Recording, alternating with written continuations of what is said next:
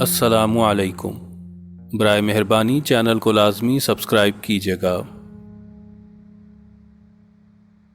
ایک بادشاہ کا غلام بھاگ گیا۔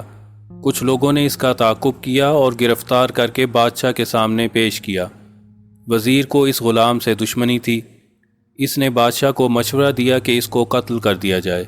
غلام نے ہاتھ باندھ کر عرض کی کہ حضور کے حکم کے سامنے میرا سر خم ہے، لیکن کیونکہ میں حضور کا نمک کھا کر پلا ہوں، اس لیے نہیں چاہتا کہ قیامت کا دن آپ پر میرے قتل ناحق کا الزام لگایا جائے۔ اگر آپ اجازت دیں تو میں اس وزیر کو مار ڈالوں اور پھر اس کے قصاص میں آپ مجھے قتل کر دیں۔ اس صورت میں میرا قتل جائز ہوگا۔